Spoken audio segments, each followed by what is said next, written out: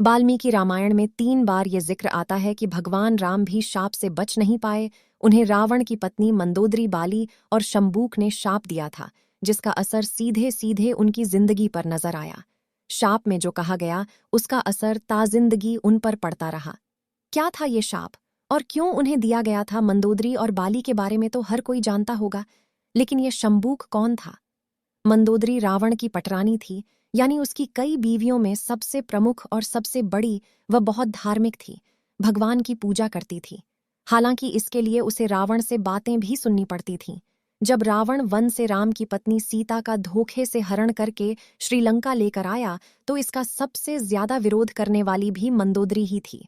उसने अपने पति से बार बार कहा कि उन्होंने ये काम गलत किया है, ये धर्म सम्मत नहीं है। वह रावण से सीता को वापस लौटाने की गुहार भी करती रही, लेकिन रावण नहीं माना। मंदोदरी को अंदाज था कि उसके पति ने जो काम किया है, उसके बाद युद्ध का सामना करना होगा, और ये युद्ध लंका के लिए बहुत विध्वंसक साबित होगा, पति के लिए भी अनर्थकारी होगा। युद्ध में रावण मारा गया। युद्ध हुआ और उसमें रावण की मृत्यु राम के हाथों हुई।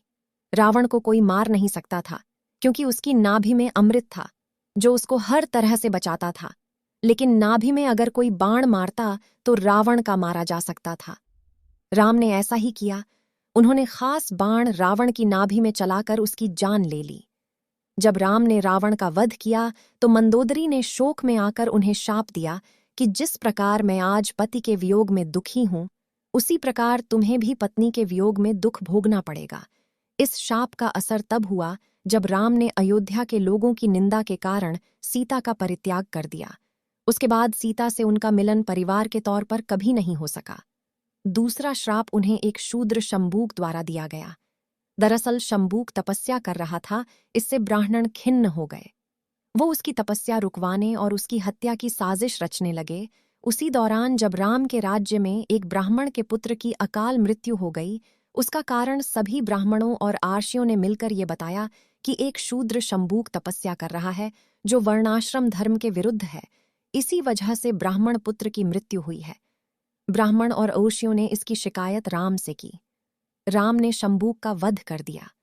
मरते समय शंबूक ने राम को शाप दिया कि जिस प्रकार मेरा जीवन असमय में समाप्त हुआ, उसी प्रकार तुम्हें भी पत्नी और भाई से बिछड़कर दुख झेलना पड़ेगा।